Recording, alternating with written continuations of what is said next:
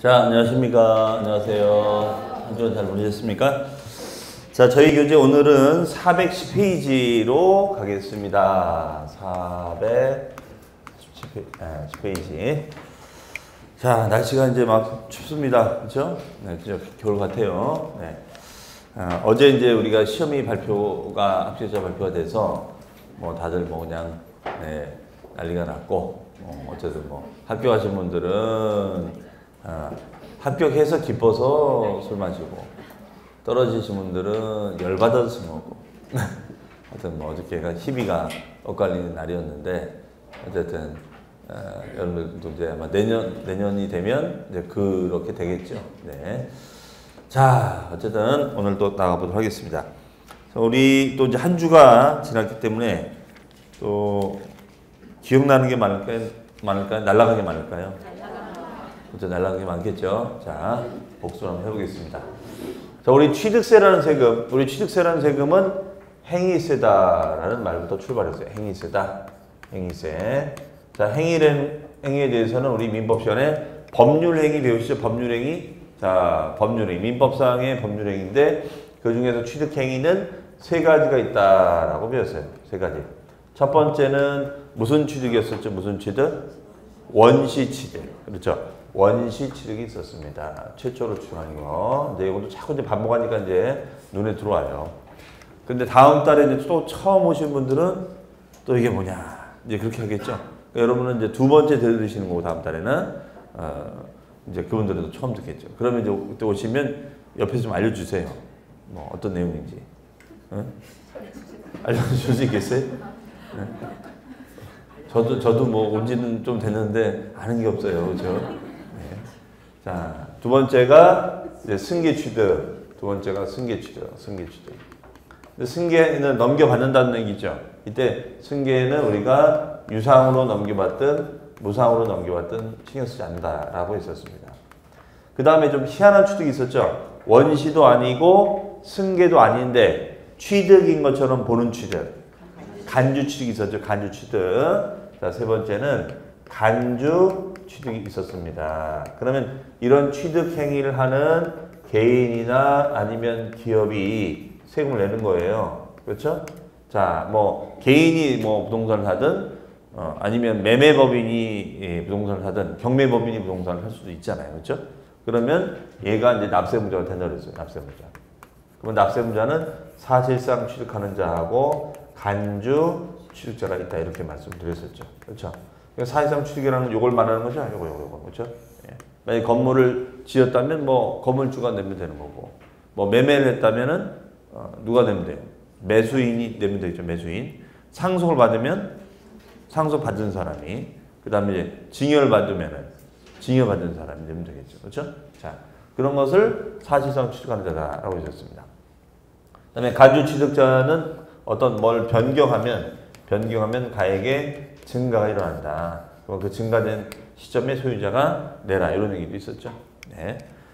자, 이렇게 해서 납세무자가 정해지면 과세 대상이 있다고 했어요. 10가지의 대상이 나와 있다.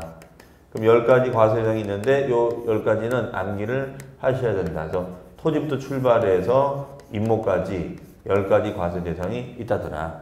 그래서 토지도 있고 뭐 건물도 있고 뭐 차도 있고 뭐 여러 가지가 있었습니다. 이건 나중에 외우시면 돼요. 네. 어차피 지금 외워봤자 까먹어요. 그렇죠? 자, 그럼 대상이 정해지고 그럼 계산을 하면 되는 거예요. 계산. 뭐니 해도 머니 계산이 중요하잖아요. 머니 계산. 그러면 뭐에다가 뭘 곱하면 되죠? 취득 금액에다가. 그렇죠? 세율. 맞아요? 네. 취득 금액을 알면 되죠. 취득한 금액. 취득한 금액을 알면 되겠죠.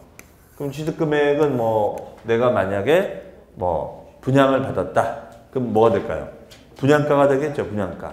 그 다음에 여러분들이 뭐 우리 부동산을 싸게 돈이 없으니까 싸게 사고 싶어요. 그러면 뭘 해요? 경매. 경매는 돈이 많아서 하는 거예요? 돈이 없어서 하는 거예요? 돈이 모자라니까 돈이 없으니까 싸게 사고 싶어서 경매하는 건데 하는 거잖아요. 돈이 많은데 왜 경매해요? 그럼 사면 되지. 그렇잖아요. 가진 게 돈밖에 없는데 왜 경매합니까? 그런 분들은 경매하시면 안 돼요. 그냥 사야지. 그렇죠?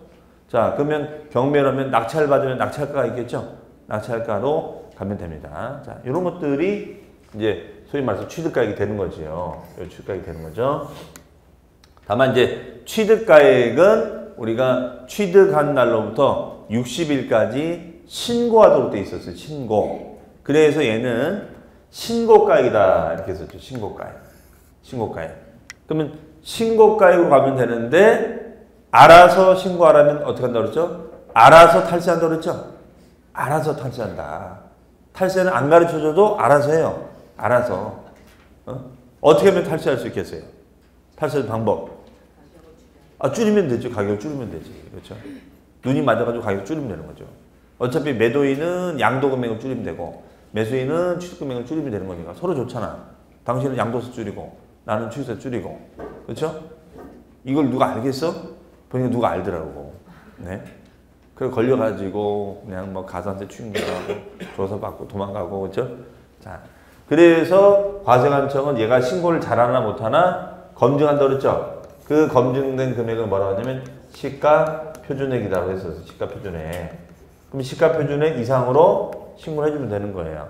하지만 만약에 시가 표준 밑으로 떨어져서 신고했다면 이 신고 금액은 인정한다 안 한다? 안 한다. 축소해서 신고하는 거니까 이거는 인정하지 않겠다라고 했었어요. 그렇죠? 않겠다. 이렇게 썼습니다. 두 번째는 뭐냐면 객관적인 취득이에요. 객관적인. 자, 객관적인 취득이다. 그러면 객관적으로 취득했을 때는 우리가 뭘로 한다? 사실상 취득 가액을 과세 표준으로 했었죠. 사실상 취득가액이다. 그러면 이거는 객관적으로 금액이 확인이 되기 때문에 신경 쓰지 않아도 되는 가액. 신경 쓰지 않아도 되는 금액을 사실상 취득가액이다 이렇게 썼어요. 그렇죠? 그러면 이거는 딱 키워드를 보면 알아요. 응? 첫 번째 국가랑 하니까 뭐 속일 수 없죠. 국유지를 만약에 내가 산다. 국유지를 나라가 갖고 있는 땅을 판대요. 그럼 국유지를 사면은 입찰 가격 다 나와 있을 거 아닙니까? 그 다음에가 수입. 평택항으로부터 만약에 외제차를 수입했다. 그럼 수입 자료가 다 나오잖아요. 그렇죠? 수입 서류에 다 나오지 않겠습니까? 그 다음에 이제 공매. 여러분들 합격하고 나시면 많이들 공부하시는 공경매. 그렇죠? 공경매. 그러면 공경매로 내가 낙찰을 받는 거죠. 그 다음에가 분양을 받아. 분양. 그렇죠? 내가 평택대 근처에 있는 아파트를 분양을 받아. 그 분양가 나와 있잖아요. 그 분양가 자료가 그 법인장부에 다 나와 있어요. 그것을 이제 우리는 법인장부라고 표현합니다. 법인장부. 그 다음에 부동산 소송이 걸려가지고 네 건이 내 건이 합니다. 그래서 취득세 관련 소송이 붙은 거예요. 그러면 판결이 떨어지죠. 그럼 판결문에도 요 가격이 나와 있겠죠. 그렇죠? 자, 이것이 바로 사실상 취득가액이다라고 보시면 되겠죠. 그 다음에 이제 검증. 검증은 뭐냐면 이제 여러분이 공인중개사 자격증을 따시면 공인된 중개 자격을 가진 자가 중개 거래를 확인해 주는 거잖아요. 그러면 실거래가를 확인해 주도록 되어 있지요. 이거를 중개사가 위반하면 중개사법 위반이 되기 때문에 그 위반하지 않게 해서 확인해 줄 거라고. 그러면 이 검증. 그러면 나라에서 국가 공인 자격증을 준 사람만의 말을 믿지. 그러면 안 믿으면 되겠어요? 그렇지만 혹여라도 거짓말을 할까봐 단속을 하는 거죠. 그렇죠? 그러니까 얘는 사실상 취득가액으로 간다. 이해되시죠? 그 다음에 이제 곱하기 세율. 지난주 마지막 시간에 했던 거 세금률이에요. 세금률. 그럼 세금률은 여기 좀 머리가 좀 아픈데 일단은 용어를 우리가 아는데 집중하자 그랬어요. 세 가지 용어가 있었어요. 세 가지 용어. 첫 번째는 기본이 되는 세율. 기본이 되는 세율을 우리가 뭐라고 했었냐면 표준세율. 무슨 세율이요? 표준세율. 자꾸 이런 말이 익숙해지셔야 돼. 기본이 되는 세율을 표준세율. 기본세율입니다. 기본세율. 기본세율. 다만 이 표준세율은 상황에 따라서 경기가 좋으면 좀 더 올려받을 수도 있고 좀 상황이 좀 안 좋으면 내려받을 수도 있어요. 그래서 얘는 플러스 마이너스 50% 범위 안에서 가감할 수가 있습니다. 이런 세율을 탄력 세율이다. 탄력 세율이다. 이렇게 얘기를 합니다. 그 다음에 두 번째는 뭐냐면 두 번째는 중과세율이 있습니다. 중과세율, 중과. 자, 중과라는 것은 더 많이 내라 이거죠. 중과라는 것은 기본세율보다도 더 많이 내라. 더 받자. 뭐 이런 얘기예요. 그래서 얘는 표준세율에다가 자, 플러스 중과기준세 2%의 우리가 몇 배를 더 받자. 자, 이런 얘기예요. 몇 배를 더 받자. 이게 바로 중과세율입니다.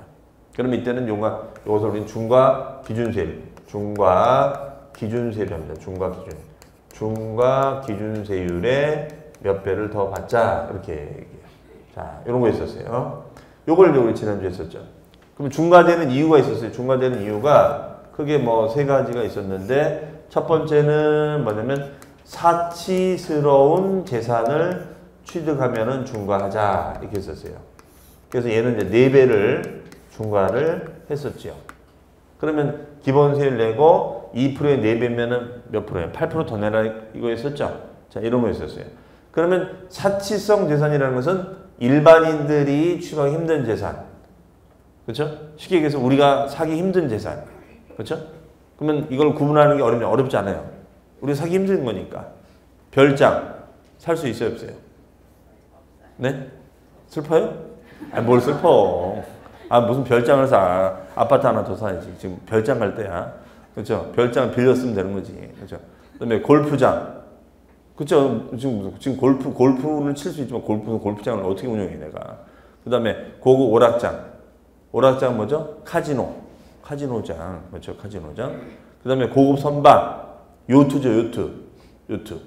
평택항에 요트 있나요? 요트 없지 않나요? 없어, 요트가 없어요, 요트가. 그렇죠? 인천이라든가 여수 뭐 그런 데 있습니다. 그 다음에가 고급 주택, 대저택. 그렇죠? 그러니까 일반인들이 취득하기 힘든 자산이에요. 딱 보면 알아. 딱 봐서. 그러니까 이런 거 시험 문제 나오면은 아, 내가 살 수 없는 자산 찾으시면 돼요. 그렇죠? 사고 싶은 자산 말고 살 수 없는 자산. 그렇게 생각하시면 금방 구분 가. 아, 이러니까 사치성이구나. 그러니까 이런 문제 틀리면 되는데 안 돼요. 응? 이걸 어떻게 틀려? 내가 살 수 없는 거 딱 고르면 되는 건데. 그렇잖아요. 두 번째. 서울과 경기도입니다. 서울과 경기죠. 서울과 경기죠. 그러면 서울과 경기도를 무슨 지역이라고 할까요? 과밀억제권이요. 과밀억제권이요. 서울과 경기도를 과밀억제권역이라고 합니다. 이런 과밀지역에다가 뭘 짓는 거야. 뭘 짓는 거야. 그럼 짓는 것 자체가 문제가 되는 거 아니에요. 뭐 이런 건물을 짓거나 아니면 이렇게 공장이 있으면 이런 공장을 짓는 거 칠 수는 있지. 하지만 왜 하필이면 여기다 짓냐 이거야. 그렇죠? 왜? 여기는 과밀지역이죠. 과밀 억제 권역이잖아요. 인구 밀도가 높으니 억제하겠다. 그래서 억제하기 위한 권역을 만들었는데 그 권역에다가 불을 지르러 오는 거잖아요. 지으면. 그렇죠? 그러면 이걸 짓게 되면 사람이 따라 들어올 것 아니냐. 그러면 이거는 문제가 된다. 그러니까 규제하겠다 이거예요. 그렇죠? 그러면 어차피 공장을 세우더라도 과밀지역이 아닌 데다 세우라는 얘기죠. 그래서 제가 지난주에 그랬잖아요. 그러니까 경기도에서 살짝 벗어나고 경기도에서 가장 가까우면서도 교통망이 좋은 곳이 어디입니까? 그게 천안이지. 그렇잖아요. 평택에서 조금만 되면 천안 아닙니까? 그러니까 천안에 공장이 많아요, 안 많아요? 그래서 많은 거예요, 공장이. 이유가 다 있는 겁니다. 그러면 경기도는 아니지만 경기도도 아닌 것이 경기도도 가까워. 그게 천안이란 말이에요. 그러면 천안에서 천안이 교통망이 좋으니까 거기서 모든 거 생산해서 화물차로 다 보내버리죠. 화물 열차로 보내면 될 거 아닙니까? 그러니까 천안에 공장이 많은 거예요. 다 이유가 있는 거죠. 그렇죠? 자, 그러니까 지으려면은 어디다 공장 지어라. 천안 같은 데 지어라 이거야. 천안이나 이런 데다가. 왜 경기도에 들어오냐 이거죠. 그 다음에 세 번째는 뭐냐면 비슷한 말이 있었는데 대도시내죠. 대도시내. 대도시가 뭐죠? 인구 몇만? 50만 이상. 인구 50만 이상의 대도시에다가 왜 부동산을 사느냐 이거야. 남이 사. 남이 사. 그런데 과세관청은 규제하겠다는 거야. 왜 대도시에 들어오느냐 이거야. 대도시 아닌 데 들어오지. 그럼 평택은 대도시가 아니다. 아니라고 했잖아요. 그렇죠? 48만이라며요. 48만. 그러니까 2만 때문에 대도시가 아니야. 그러면 부동산 사도 평택 살아 이거야. 대도시가 아니니까. 그렇죠? 근데 왜 수원에다 사냐 이거지. 수원은 대도시일 거 아니에요. 수원 대도시 맞죠? 수원 대도시. 왜 수원에서 사냐 이거야. 그렇죠? 그러니까 중간 맞으니까 그러니까 평택이 지금 막 땅값들이 올라가는 이유가. 대도시 사면 문제가 된다며. 그럼 대도시가 아닌 데 사야지. 그러니까 이런 데서 사는 거죠. 자, 말 되죠? 그러면 규제하겠다. 그러니까 측면은 두 가지예요. 그게 세 가지인데 흐름은 왜 사람 많은데 이 얘나 좀 비슷해. 왜 사람 많은데 들어오니? 왜 사치하니? 이런 거예요. 남이사. 그렇죠? 이걸 규제하겠다라는 것을 중과세율화 이렇게 얘기합니다. 자, 그럼 이제 이해되시죠? 여기까지가 우리가 지난주에 공부했던 마지막 부분이었었어요. 그러면 이제 이런 규정이 있잖아요. 그렇죠? 그러면 이게 중과를 만드는 거니까 그래? 그러니까 이제 꼼수를 부릴 수 있겠죠. 아, 그러면 우리 여기다가 요 가밀적에다가 그냥 우리가 땅만 사자. 토지만. 그럼 뭐 지은 거 없잖아요. 그렇죠? 땅만 샀으니까. 그러면 땅만 샀으니까 이제 중과를 안 맞은 거야. 그래서 이제 눈치를 보다가 한 2년 정도 있다가 모르겠지 하고 공장을 지은 거야. 그럼 과세관청은 알겠지 하고 중과를 때립니다. 모르겠지 하고 지으면 알겠지 하고 중과 때려요. 너 이럴 줄 알았다. 어쩐지 땅만 사두고 가만히 있더라. 웅크리고 있더라. 보니까 2년 있다가 공장을 버벅 짓는 거야. 딱 걸려서. 그렇죠? 그래서 이 중과 조항에 대해서는 항상 사후 관리가 있어요. 사후 관리. 사후적으로 관리를 하겠다 이거예요. 처음에는 아닌 척 했다가 나중에 중과 대상이 될 수 있잖아요. 그렇죠? 이것도 마찬가지죠. 처음에는 사치성이 아닌 척 했다가 면적을 늘려버리는 거야. 조그맣게 건물 지어놨다가 나중에는 건물 확 늘려가지고 고급주택이 되는 거죠. 이해되시죠? 이럴 수가 있다. 그렇기 때문에 사후관리에서 사후관리 의미는 뭐 하겠다? 나중에라도 뭐 할 수 있다? 중과할 수 있다. 이런 얘기예요. 이해되시죠? 그렇죠? 자, 그러면 여러분들 교재 페이지 가로 4번에 중과세율 적용 시 유의사항 중과세율 적용 시 유의사항에다가 가로치시고 사후관리 써놓으세요. 사후관리 가로치시고 사후관리 써놓으십니다. 그러면 맨 처음에 1번 땅이나 건물을 취득 후 동그라미 5년입니다. 5년 안에 중과세 대상이 되면은 취득세를 추징한다. 추징한다라는 것은 뭘까요? 추징한다는 것은 추가하여 징수한다. 이거예요. 그러니까 맨 처음에는 땅만 사뒀다가 나중에 중과 대상이 되면 5배를 중과 때리겠다 이런 얘기입니다. 자, 두 번째 고급주택, 별장, 골프장, 오락장용 건축물을 자 밑줄 증축, 개축, 개수했어요.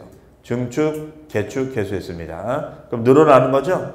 자, 증축, 개축에서 늘어났어요. 그러면 세 번째 줄에 보시면 증가되는 가액에 대하여 중과율을 정한다. 이것도 어떤 사후관리죠? 고급주택을 하는 건 좋은데 나중에 더 늘리는 거야. 그렇죠? 그러면 처음부터 더 크게 지을 수 있었는데 나중에는 조그맣게만 중과를 맞고 나중에 더 늘린 거죠? 그러니까 꼼수 부리지 말라 이거죠. 쉽게 얘기해서.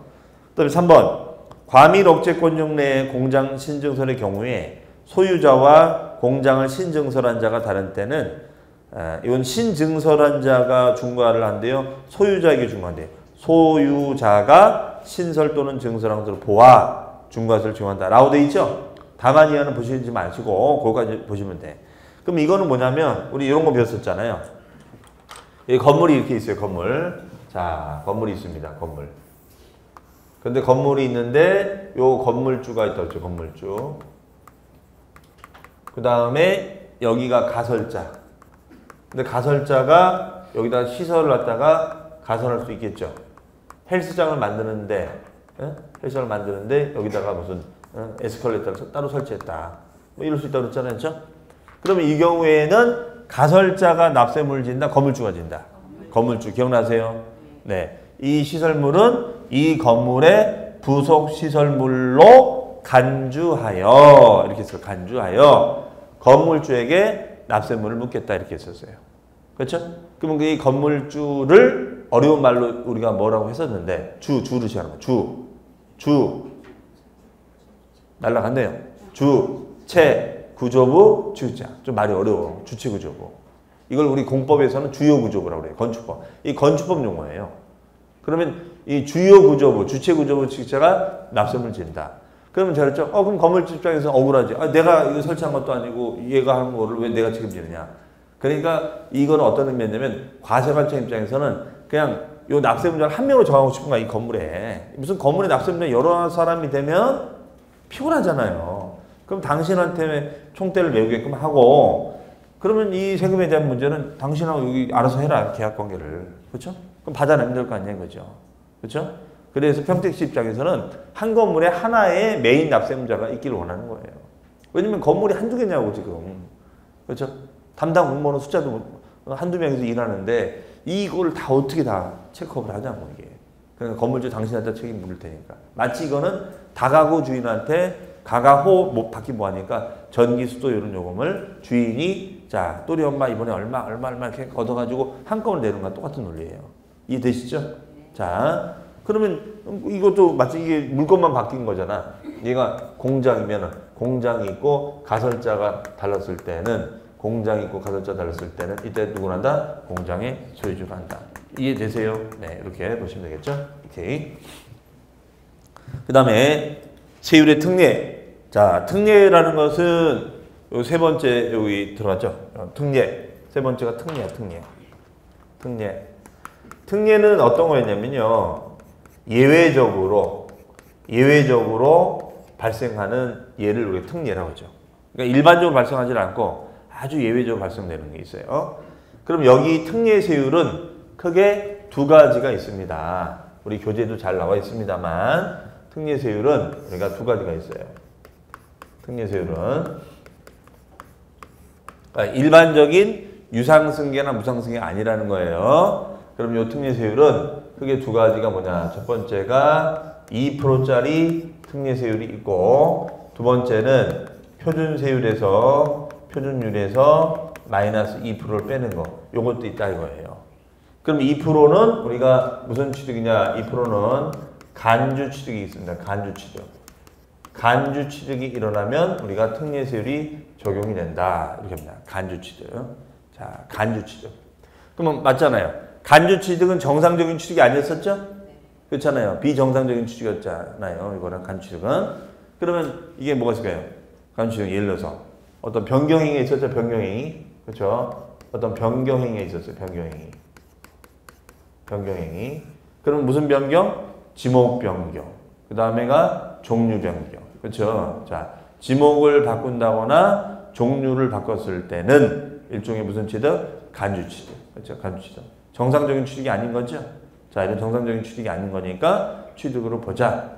이거는 특례사항이 되는 거죠. 간주 취득은 특례사항에 취득이 된다. 이렇게 보시면 되겠죠. 자, 그래서 지목을 변경한다거나 차량 등의 종류를 바꾼다거나 그런 걸 말하는 거죠. 그래서 이거는 2%의 간주 취득이 된다. 2%의 간주 취득이 된다. 이렇게 얘기했었어요. 네. 그러면 간주 취득이 뭔지는 뭐 이미 설명드렸으니까 제가 할 거 없고. 그 다음에 얘는 뭐냐면요. 얘는 취득은 일어난 것이 없는데 실제로 취득이 일어난 건 없어요. 하지만 소유권에 관한 등기만 일어나는 거. 이런 이상한 취득이 하나 있어요. 그럼 도대체 어떤 게 이런 게 있느냐? 뭐 이런 거죠. 예를 들어서 자, 여기 아버지가 계신데 아버지가 계시고 아버지의 집이 있으세요. 이렇게 집이 있습니다. 그리고 아들도 집이 있어요. 그런데 아버지가 돌아가신 거예요. 사망. 아버지가 사망하신 거예요. 사망. 그럼 아버지가 사망하시면 뭐가 일어나죠? 상속이 일어나죠? 네. 상속이 일어납니다. 상속. 상속이 일어나요. 그러면 상속이 일어나면 이거는 무슨 세율을 해줘야 돼요? 표준, 중과 특례 중에. 표준 세율이죠. 상속이니까. 그러면 상속일 때는 얘는 표준 세율로 갑니다. 표준 세율. 요 표준 세율이 몇 프로냐면 얘는 2.8%예요. 2.8%. 2.8%. 요게. 자. 그런데 이번에는 뭐냐면 이렇게 집이 있는데 아버지와 아들이 있다 이거예요. 아버지와 아들이 있다. 그죠? 아버지와 아들이 있다. 그런데 아버지께서 아버지와 아들 같이 산 거예요. 아버지가 72세, 아들은 40살. 이런 거예요. 무주택자야. 이 아들은 무주택자. 그렇죠? 근데 아버지께서 돌아가셨어요. 그리고 이 집을 물려줘. 그렇죠? 그러면 이것이 똑같은 상속 맞는데 이런 일반적인 상속하고 똑같은 거냐? 그렇지 않다고 보는 거예요. 무슨 말이냐면 이 아들은 물론 명의는 아버지 명의로 돼 있었지만 이 아들은 같은 집에 살면서 같이 이 집을 공동 지배하고 있었죠. 명의만 아버지 걸로 돼 있었잖아요. 그럼 40년 동안 같이 공동 지배하고 관리했었단 말이에요. 이 집을. 무슨 말인지 아시겠죠? 그런데 돌아가시면서 명의만 바뀐 거 아니에요, 그지? 명의만. 이건 다른 거지. 이거는 아들이 관리한 게 아니잖아요, 이 집은. 아버지 거였죠. 아버지가 관리하고 아버지가. 이걸 물려받았으니까 새로운 취득이다 이거예요. 이건 새로운 취득인데 이거는 새로운 취득이 아니다. 이거는 새롭게 취득한 것이 아니라는 얘기지. 그냥 명의만 이전해 준 거 아니야. 그러면 이런 것까지도 우리가 2.8% 다 받아야 되느냐 지금 이런 얘기예요. 그거는 아니지 않느냐. 그럼 어떻게 하자느냐? 표준세율이 2.8%니까 2.8%에서 몇 프로를 뺀다? 2%를 빼서 빼면 몇 프로가 나와요? 0.8%. 그러면 0.8%만 우리가 세금을 받겠다 이런 얘기예요. 다 안 받고 여긴 다 받는 거죠. 그렇죠? 표준세율 다 받는 건데 여긴 다 안 받고 이 정도의 세율만 받읍시다. 이 정도 세율만 받읍시다. 이런 거예요. 이것을 우리는 무슨 세율로 한다? 특례세율이라고 한다. 이렇게 정의합니다. 특례세율. 이해되세요? 네.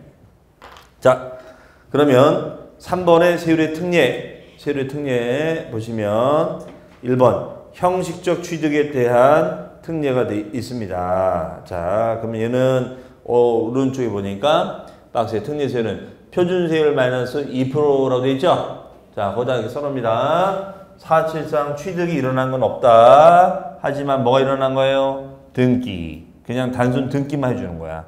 그럼 단순 등기만 해주는 거니까 세금을 많이 받으면 안 되겠죠? 조금만 받자 이거예요. 자, 이만큼. 그럼 그런 용어가 환매 등기, 제가 사례 등기 2번이죠. 상속으로 인한 일가구 1주택 및 토지 취득. 요거는 이제 뭐냐면 아버지와 아들이 살고 있다 물려받은 거. 그 다음에 법인의 합병, 건축물의 이전, 이혼에 따른 재산 분할이 여기 들어간다 이거예요. 그러면 예를 들어서 5번에 이혼에 따른 재산 분할도 마찬가지죠. 우리 이혼하는 방법이 두 가지가 있어요. 아침부터 이혼 얘기를 하기 좀 그렇지만 이혼하는 방법이 두 가지가 있어요. 야, 학원에 왔더니 이혼하는 방법도 알려주네. 그렇죠? 자, 위자료를 청구할 수도 있고 그 다음에 재산 분할도 할 수가 있어요. 재산 분할. 자, 이런 얘기거든요. 그 위자료를 청구해서 내가 부동산 받을 수도 있고 그 다음에 부부의 공동재산을 분할해 가는 거지. 자, 그러면 재산 분할이라는 게 뭐예요? 자, 재산 분할은 집은 내 거, 프라이팬은 당신 거. 분할이 아니에요. 응? 자동차는 내 거, 전기장판 당신 거. 그렇죠? 이건 분할이 아니라 뭐예요? 쫓겨나는 거죠. 이거 쫓겨나는 거지. 얼어 죽지 말라고 쫓겨나는 거예요. 그렇죠? 살림은 내가 줄게. 나가. 그렇죠? 이거잖아요. 집도 내 거, 자동차 내 거. 그렇죠? 자, 이거예요. 자, 그럼 분할이 아니겠죠. 쫓겨나는 거지. 그러니까 부부의 공동재산을 분할한 거야. 그러면 부부의 공동재산을 분할한 거는 취득이 일어난 건 없잖아요. 그냥 공동재산 쪼갠 거죠. 이렇게 나눠 가진 거죠. 이렇게 나눠 가진 거죠. 이렇게 주고 나눠 가진 거잖아요. 그렇죠? 그리고 분할로 등기가 이루어지는 거죠. 해석이. 네. 그렇게 보시면 되겠어요. 그러면 거기서 보시면 5번에 이혼에 따른 재산 분할이 다 이런 겁니다. 네. 그다음에 1번에 환매 등기 같은 거. 환매 등기도 마찬가지죠. 환매 등기가 뭐예요? 되사주거나 되파는 거. 팔았다가 다시 사주는 거예요. 그게 환매 등기입니다. 되사주거나 되파는 거. 제가 그랬잖아요. 만약에 이 펜션을 파는데 환매 조건부로 계약을 하자. 그러면 펜션을 팔았는데 펜션 부지하고 건물을 부양을 했는데 이 민박시설을 부양했는데 이 부양하는 회사가 자기네가 수익률을 못 맞춰주면 저희가 다시 사드릴게요. 그게 바로 환매 조건부 계약이에요. 그러면 환매 등기를 하도록 돼 있다고 그거에 대해서는. 그렇죠?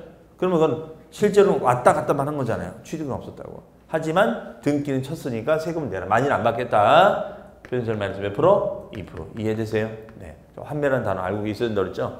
자주 나오는 용어예요. 자, 다음에 이번에 취득의 의제 등. 자, 무슨 취득? 간주 취득. 써놓습니다. 간주 취득이 됐을 때는 중과 기준세를 2%만 붙습니다. 그럼 간주인지 안 준지는 우리 다 배웠었어요. 1번에 개수. 간주 맞나요? 개보수하는 거잖아요.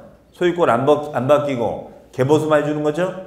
자, 두 번째가 뭐예요? 선박, 차량과 기장비 종류 변경, 토지의 지목 변경. 변경한 거죠? 변경에 따라 가액이 증가된 거. 그 다음에가 세 번째가 과점주주. 그렇죠? 이런 것들. 나머지 내용들 보시면 되겠습니다. 그래서 이런 간주, 취득 등의 행위가 일어났을 때는 정상적인 취득은 아니므로 몇 프로는 받자? 2%는 받자. 이해되시죠? 네, 이렇게 해석하시면 되겠습니다.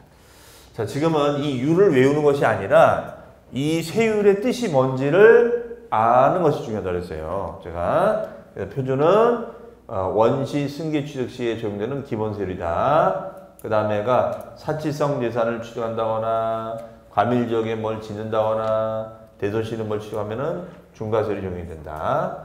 그 다음에가 특례세율은 아주 예외적으로 적용되는 것으로서 2%의 특례세율과 표준세율 마이너스 2%의 특례세율이 있다더라. 이런 얘기 되는 거겠죠, 해석이. 그렇죠? 자, 그렇게 보시면 되겠습니다. 자, 그러면 부가징수의 별표시 하시고, 부가징수의 별표시 하시고요. 그럼 취득세는 우리가 어떻게 신고하고 납부할 것인가? 이거예요. 취득세는 어떻게 신고하고 납부할 것인가? 자, 이 얘기를 이제 보도록 하겠습니다. 어떻게 신고하고 납부할 것인가? 자, 취득세는 취득한 날로부터 출발해서 60일까지 신고하고 납부해주면 돼요. 그런데 이거를 이행하지 않으면 가산세상의 불이익을 받는다. 이렇게 했었어요. 그래서 우리가 취득시를 배웠었죠. 여기에는 최초로 취득하는 원시 취득, 두 번째가 승계 취득, 세 번째가 간주 취득. 한 날로부터 며칠? 60일. 이렇게 했었어요. 그래서 우리가 원시일 때는 우리가 여기서 건물을 짓는다. 그럼 건물을 지으면은 어때요? 허가가 나야지 등기가 떨어지죠. 그러면 등기일이다, 허가일이다. 허가일이다. 그 허가에 대해서는 우리 공법에서 배우시는 거. 그 허가일로부터 60일. 예를 들어서 이 건물을 지었으면 이 건물을 써도 좋다. 그런 걸 우리 이제 사용 승인이라고 하죠. 사용 승인이 된 날로부터 60일. 이렇게. 만약 매매했으면은 뭐라 하냐면 계약금, 중도금, 잔금, 등기 친단 말이에요. 그러면 등기 날짜였어요? 잔금 날짜였어요? 잔금 날짜. 왜냐면 잔금이 더 빠르니까. 잔금 날짜. 그 다음에가 뭐 상속 받으면 이제 상속 개시. 뭐 이런 날짜가 있었어요. 그래서 그걸 가지고 따지자 이렇게 했었어요. 그런데 60일까지 신고인데 그럼 안 하면 가산세. 가산세는 우리가 그 총론, 조세 총론 시간에 배웠죠. 두 가지가 있다고 배웠었죠.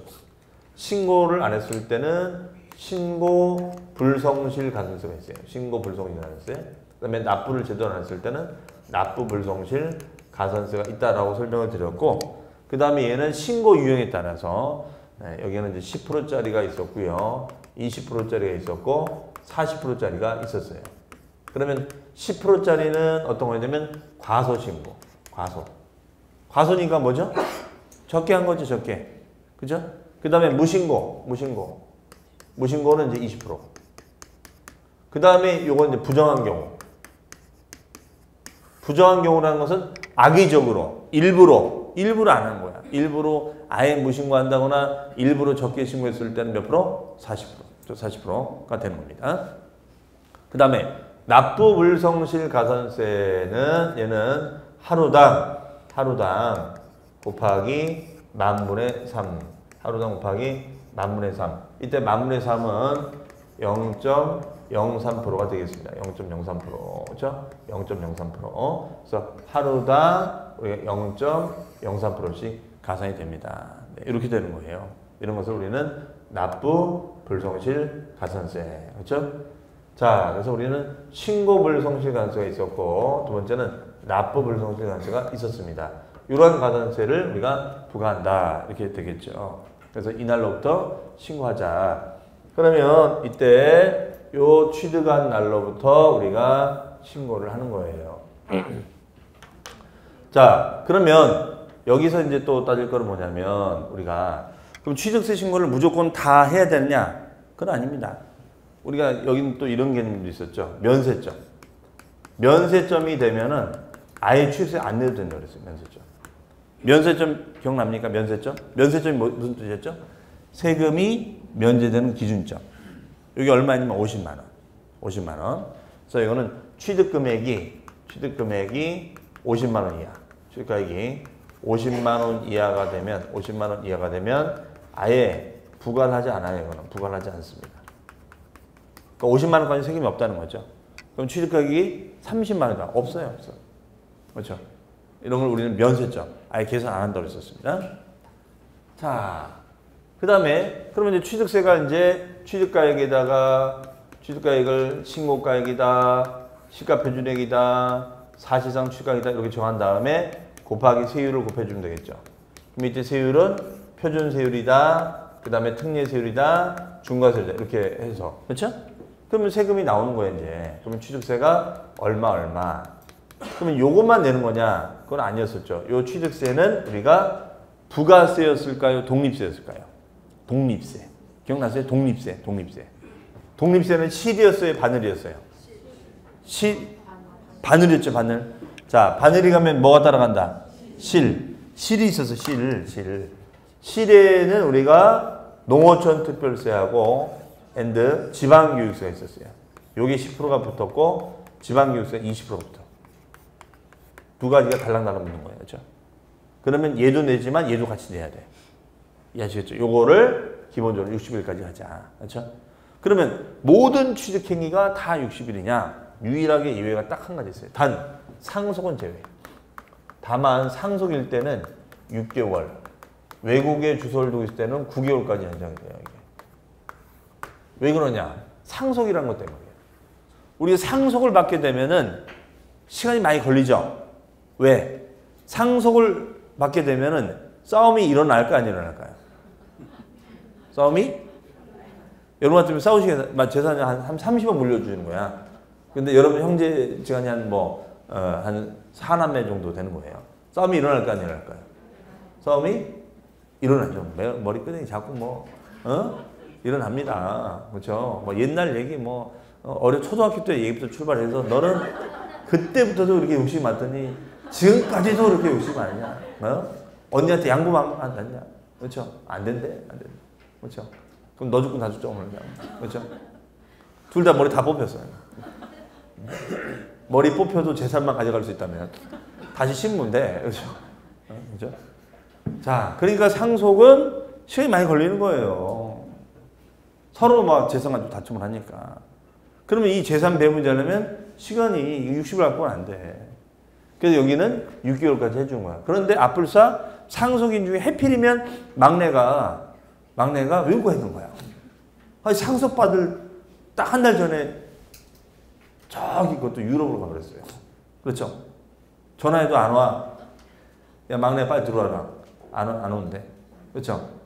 그러면 막내가 와야 돼요. 막내 인감이 있어야지 재산 이전이 되는 거예요, 말이야. 그럼 어떻게 해야 돼요? 비행기 타고 와서 데리고 와야 돼요. 네, 데려와야 돼요. 그래서 프랑스 파리 왔더니 이것이 파리에서 다른 데로 샜어. 영국으로 와버렸대요. 그렇죠? 그래서 빙빙 돌다가 와보니까 이미 6개월 지났어. 그러면 뭐예요? 가산세. 그렇죠? 그러니까 시간이 많이 걸려요, 상속은. 자, 그러면 이제 우리 교재 봅니다. 부가징수 별표 잘 놓으시고, 신고 납부는 취득세 물건을 취득한 자는 그 취득한 날로부터 자, 며칠이에요? 60일. 이게 기본 신고죠? 60일까지 신고하고 납부하자. 다만 상속, 실종 포함해서 취득은 재산 배분의 어려움이 있기 때문에 얘는 6개월, 외국에 주소를 두고 있을 때는 몇 개월까지? 9개월까지 연장이 되고 있습니다. 네. 그 다음에 중과세 대상, 부가 대상, 추징 대상에 해당하는 경우, 요거는 뭐 하는 거냐면 이것들 중에 사후관리나 보시면 돼요. 이거는 이거죠. 만약에 예를 들어서 아까 했던 것처럼 여기가 과밀지역이 아니었던 거야. 비과밀지역. 그런데 나중에 여기가 과밀지역으로 판정이 된 거예요. 과밀지역이래. 그럼 비과밀지역이 있으니까 기본세율만 냈겠죠? 근데 나중에 보니까 과밀지역이래. 그러면 어떻게 돼요? 중과 맞아야겠죠? 이해되세요? 그러면 추가로 더 세금을 내야 돼, 안 내야 돼요? 더 내야겠죠. 좀 그 얘기예요. 그러면 추가로 더 낼 거를 언제까지 신고할 거냐 이런 얘기죠. 그럼 거기 보시면 뭐라 됐습니까? 취득세 물건을 취득한 후 과세 물건이 중과세 대상이 됐다는 나중에라도 며칠까지? 30일. 얘는 60일이 아니네요. 30일까지 빨리 세금을 계산해서 대신 이미 낸 거는 빼고 나머지를 신고하자. 그러니까 이거잖아요. 이미 표준세율은 냈죠? 표준세를 냈는데 이게 중과 판정을 맞은 거야. 그럼 더 내야지. 그러면 추가로 더 표준세를 낸 게 100원이고 그 다음에 중과했더니 200원 나왔어. 그럼 어떻게 하는 거예요? 100원 냈으니까 100원 빼고 나머지 100원을 신고하고 납부하라는 얘기죠. 이해되세요? 네, 오케이. 자, 이런 얘기 되겠습니다. 그 다음에 부과대상, 추징대상이 된 경우에는 뭐라고 됐습니까? 지방세법 또는 다른 법령에 따라 취득세를 비과세 면제 경감받은 후 부과 추징대상이 됐을 때는 그 사유 발생으로부터 며칠까지? 30일까지 신고하고 납부하자. 그러니까 얘도 이제 이런 거죠. 이게 이 건물이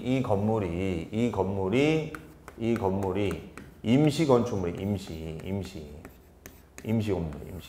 그럼 1년 미만의 임시 건축물이에요. 그럼 임시 건축물이 뭐냐면 지금 뭐 송년 모임 같은 거 하니까 뭐 송년회 특집으로 해서 뭐 야외 평택역 앞에 야외 무대가 설치가 된 거야. 그래서 여러분들이 좋아하시는 태진아 씨가 오신 거죠. 벌써 안 좋아하구나. 태진아는 안 좋아하구나. 그렇죠? 그럼 박효신 아니에요? 공유. 네? 지금 공유 물을 생각하셔야지. 지금 공유. 자, 공유 그래. 공유 씨가 와가지고 커피도 팔고, 뭐 노래도 한대 공유 씨가. 그렇죠? 자, 그러면 이 야외 무대는 한 뭐 12월 한 달만 행사하는 거야.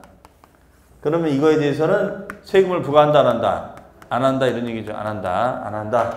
하지만 보니까 이게 너무 이게 뭐 잘 되는 거야. 그래서 1년을 넘도록 우리가 공유를 했어요. 1년 넘도록.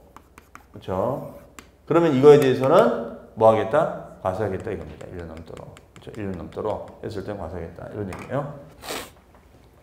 자, 그래서 우리가 비과세 면제 경감받은 후 부과 추징 대상이 됐을 때는 그 사유 발생부터 30일까지 신고하고 납부하자가 되겠습니다. 그 다음에 등기 등록하려는 경우, 자, 신고 납부 기한 60일 이내에 재산권과 그 밖의 권리 취득 이전에 관한 사항을 공적인 장부에 등기하거나 등록하려는 경우에는 등기 또는 등록하기 전까지 신고하자. 이거는 뭐 하는 거냐면요. 취득세 신고는 이거잖아요. 취득세 신고는 취득한 날로부터 우리가 60일까지 신고하자. 60일까지. 그럼 취득한 날부터 60일까지 신고하는 건데, 자, 먼저 사전에 등기하거나 등록을 한 거예요. 먼저 사전에 등기하거나 등록을 한 거예요. 그러면 이때 신고 기한은 이렇게 할 거냐? 그러면 둘 중에 무슨 날로 한다? 빠른 날로 한다. 그렇죠? 60일까지가 아니라 둘 중에 무슨 날? 빠른 날. 그러면 언제요? 등기, 등록하기 전까지. 그렇죠? 네, 이렇게 신고한다라고 보시면 되겠어요. 자, 그 다음에 납세지. 납세지는 주소지가 아니라 뭐라고 되세요? 취득 물건의 소재지. 그렇죠? 소재지. 자, 납세지라는 것은 세금을 납부하는 기준 장소가 되겠습니다. 자, 그럼 만약에 여러분이 주소지는 여기 평택으로 돼 있는데 내가 분양받은 것은 천안 아산이야. 그러면 나는 취득세를 어디가 내야 돼? 평택시청이 아니라 아산시청 가서 내야 된다는 얘기죠. 그렇죠? 자, 그러면 이런 신고를 잘하면 되는데 안 하면 가산세를 매기는 거죠. 그렇죠? 가로 1번에 일반 가산세, 오른쪽 제가 박스 정리해 놨죠. 과소신고 가산세는 납부액이 몇 프로? 10%. 무신고는 20%. 부정과소 무신고는 몇 프로? 40%. 부정이라는 것은 일부러 악의적으로 안 한 거죠. 자, 납부 불성실은 하루당 10,000분의 3, 0.03% 되겠습니다. 네. 장부 등의 작성과 보존을 제대로 안 해도 가산세가 있네요. 그건 여러분들 읽어보시면 되겠고요. 그다음에 중가산세. 중가산세라는 것은 별표시. 이거는 엄청나요, 가산세가. 자, 뭐라고 되냐면 취득세 과세 물건을 실제로 취득을 했어요. 실제로 취득을 했는데 신고를 안 하다가 걸린 거야. 그러면 취득 사실을 아직 그러니까 있었으면 신고하면 되는데 안 하고 팔다 걸리면 자그마치 산출세율이 몇 프로? 100분의 80. 엄청나죠. 그러면 취득세가 1,000만 원이면 800만 원 더 내라는 거야. 그 얼마나 대역죄를 겪길래 그러냐. 자, 대역죄를 질만 하지 얘는. 이런 거예요. 그러니까 과세관청한테 완전 찍힌 거지. 얘가 여기가 갑이야. 여기 갑이고 여기가 을이에요. 여기가 병이에요. 그런데 을은 갑한테 돈 줬어요. 뭐 한 2억 정도 준 거예요. 그럼 등기가 넘어와야 되잖아요. 등기가. 그렇죠? 등기에 넘어야 되는데 등기가 안 넘어온 거야. 등기가. 그렇죠? 그리고 다시 돈을 받았어요. 3억을 받은 거야. 다시. 그러면 등기가 다시 어떻게 돼요? 등기를 안 받았으니까 등기를 못 넘기는 거지. 등기를 안 받았으니까 등기를 못 넘기는 거죠. 이해하시겠죠? 자, 이렇게 갑니다. 해석이. 그럼 소위 말해서 이게 뭐가 되는 거냐? 소위 말해서 이게 뭐가 되는 거냐면 미등기 전매가 되는 거죠. 미등기 전매. 미등기 전매. 미등기로 전매하다 걸린 거야. 그러니까 등기 전 해서 넘어가야 되는데 등기 안 하고 팔다. 그럼 등기는 갑에서 병으로 등기가 넘어가는 거예요. 왜 이렇게 하는 거예요, 이 사람? 왜 이렇게 할까요? 그렇죠. 자기 이 서류에는 자기 이름에 싹 빠지기를 원하는 거죠. 내 이름은 나 돈을 다 줄 테니까 내 이름 빼자. 지금 이런 얘기 아니에요. 그러면 이게 어떻게 하면 걸린 거야. 이게 걸린 거야. 이 사람은 걸릴 리가 없는데 알고 봤더니 이 병하고 갑이 얘기해버린 거야. 그렇죠? 그러니까 이 세상은 비밀이 없어. 이건 우리 어디 가서 이건 절대 얘기하지 말자. 그럼 나중에 다 알고 있어요. 왜냐하면 여러분이 얘기하는 그 친구가 또 절친한테 얘기하거든. 야, 이거 어디 가서 절대 얘기하지 마라. 너한테만 얘기해 주는 거야. 그렇죠? 야, 이 지역에 이거 내가 땅 샀는데 이거 오를 거야. 너만 알고 있어. 그럼 또 그 친구는 또 자기 절친한테 이거는 정말 어디 가서 얘기해. 그럼 다 알아. 나중에 다. 그렇죠? 그러니까 비밀이 없는 거예요. 이게 비밀을 지키기가. 비밀 지키기가. 그럼 비밀 지키면 아예 말을 안 해야 돼. 근데 입이 근질러서 어떻게 해, 이거를. 그렇죠? 자, 그래서 비밀이 많으신 분들은 특히 술 마시면 안 돼요. 술 마시고 이렇게 버린단 말이야. 그렇죠? 이놈의 더러운 세상 하고 그냥 얘기해 버리는 거야. 그렇죠? 나중에 다 이제 세금 두드러 맞는 거죠, 이제. 자, 그래서 이거 하다 걸리면 80%를 더 매길 테니 알아서 하시오. 이런 얘기입니다. 그래서 보통 징수 방법, 고지서 날라오는 거죠. 세금 1,000만 원, 가산세 800만 원. 와, 쓰러집니다. 그렇죠? 그다음에 반면에 면세점, 취득금액이 얼마 이하? 50만 원 이하일 때는 아예 세금을 부과하지 않는다고 그랬죠? 이런 걸 뭐라고요? 면세점. 50만 원 이하니까 뭐죠? 50만 원까지는 이런 뜻이죠. 50만 원까지는 이런 뜻입니다. 그 다음에 부가세는 농어촌 특별세가 납부세액이 있을 때는 10%가 되고 감면분이 있을 때는 20%가 됩니다. 자, 그다음에 지방교육세는 취득물건의 취득세율에서 1000분의 20을 뺀 세율을 정하여 산출한 세금의 20%로 한다라고 되어 있습니다. 이거는 그냥 여러분들이 암기를 나중에 해주시면 돼요. 그래서 결론, 농어촌 특별세하고 지방교육세가 딸려 붙는다. 그 정도까지만 기억을 하시면 되겠습니다. 뭐 지금 숫자 모델 상관이 없어요. 자, 이렇게 해서 이번 시간에는 취득세, 취득행위부터 우리가 과세대상, 과표, 세율의 의미, 그 다음에 신고납부를 언제까지 하는 건지에 대해 다 말씀을 드렸습니다. 자, 그러면 잠시 쉬었다가 이제 등록면허세부터 이제 또 나가도록 하겠습니다. 네.